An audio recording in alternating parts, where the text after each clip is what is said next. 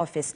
Now, Nairobi County has not had a deputy governor since 2018 when Polycarp Igathe resigned. For more live updates on this story, let's cross over live to the KICC where our reporter George Maringa is on standby. Now, Maringa, good afternoon. Some say this was a swearing in at a rap speed. I mean, everything happened in under 5 hours. She was vetted this morning, approved. Actually, the last time we spoke with you, Maringa, she had just been approved. We were waiting for the swearing in ceremony, which has just taken place in 15 minutes. What more can you tell us, Maringa? And indeed, Grace, just after we spoke during news desk at 1 o'clock, the seats started coming in. The preparations, as you can see, the seats are being carried away. The workers started coming in with equipment. The documents that were needed were also brought here, and within that time is when the judge arrived and swore in the 40-year-old Kananu Mwenda, who is now the deputy governor for Nairobi City County, an event that has happened at the KICC grounds right here in Kenya's capital, Nairobi. Now, this has also had been preceded by the vetting exercise, which, as you say, rightfully so, everything has happened in under 5 hours. From the vetting that started just about 9 a.m.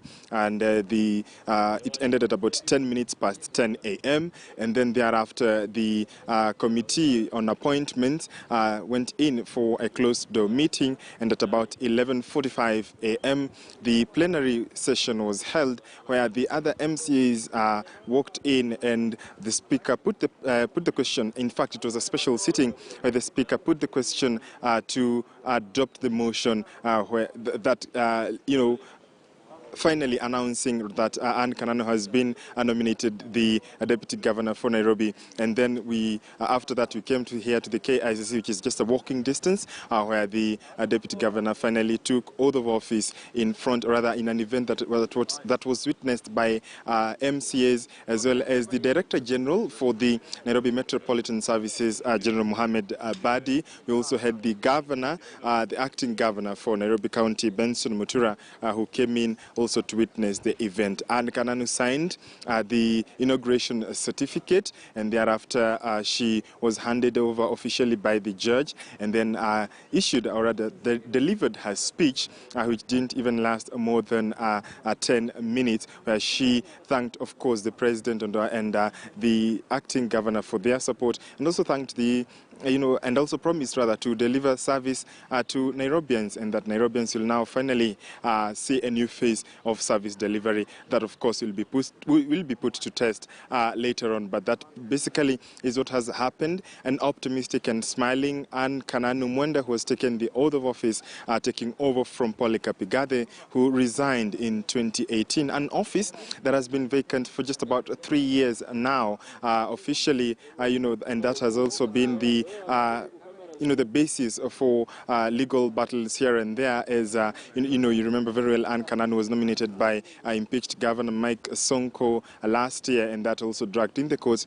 But finally, the petition was nullified, and also we also had several other petitions which were filed just this week blocking the appointment, or rather the vetting process that was to take this place. But however, the Judge Mrima, authorized and said that the case be mentioned on the 21st of this month. So that paved way for the vetting exercise, and finally, Kananu Mwenda has taken the oath of office as the Nairobi's deputy governor. Grace. Maringa, before I let you go, you've been covering this story for us throughout the week and even before. But it looks like everyone who was needed for this process, for this ceremony, especially the swearing in, was ready. I mean, this thing has happened in, as I said, 15 minutes. But it looks like everyone who was needed for it was prepared. Mm-hmm. Yes, indeed, Grace. Everything just appeared to fall into place. I mean, in the morning, the MCAs were there in time. And Kananu, she raised the Bible in her hand earlier on in the assembly chambers, where she promised to tell the truth and nothing further from the truth. And thereafter, in fact, the committee had the right quorum. They proceeded with the vetting exercise, and then afterwards, when they went for the vetting exercise, after the vetting exercise, when they went for the closed-door meeting for deliberations, the report was prepared in good time, and then it was tabled in Parliament by the mover. It was moved and it was seconded. So, as you say, everything just appeared. The bricks just appeared to be the right bricks that fell into place at the right time, because shortly after she was declared by the Speaker that she is the duly nominated, or rather the Deputy Governor in waiting, the whole crew, or rather the entire group of people, the Kenyans, the MCAs, also the media personalities, we came here to just follow the event at KICC, because immediately, actually, after the announcement by the Speaker, we were told that the event will be happening right here at the KICC where we came, and after 1 o'clock, after we spoke earlier on, and then the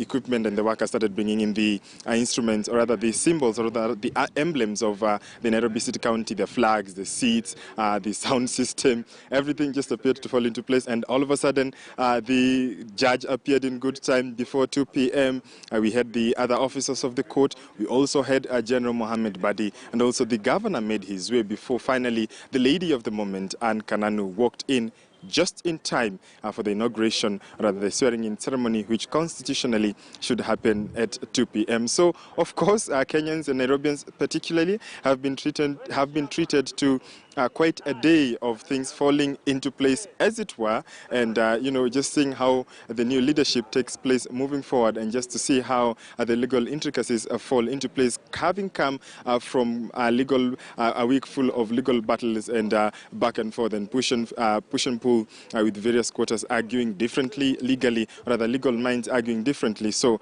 clearly this is something that it hasn't been seen before, but as you say, a day in politics is too long. So we expect to see rather that things will move on as probably as they plan or as they expect. But of course, it's a wait and see, as we wait to see how Anne Kananu now performs, because remember, she has been serving as the Chief Officer for Water and also the Disaster Management. Now she moves over to Deputy Governor. And just to mention, earlier on she said that the Deputy Governor's position while she was being vetted is one that has a vague roles. So until governors assign their deputies roles, then that's when they can perform. And of course, these being the two, having come from different capacities. Remember, Mutura was the Speaker, and Kananu has been the Chief Officer. So we, of course, wait to see how the synergy between the two and the chemistry between the two will work. And now, specifically, so that you have the NMS involved in service delivery. So we expect to see, of course, how things will play out in ensuring that Kenyans, rather Nairobians, receive a service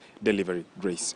Right, Maringa, and you are right. Nairobians have certainly been treated to quite a day, even from the comments that we're getting from people on Twitter. They're simply saying the same thing that you've said, Maringa. Thank you so much for that. Our reporter, George Maringa, they're live from KICC in Nairobi, of course, talking to us about the latest news here in Kenya, the swearing in of Anne Kananu Mwende as a Nairobi County Deputy Governor. Let's take you to Sudan now, where the head of Sudan's Sovereign Council has visited a Buddha village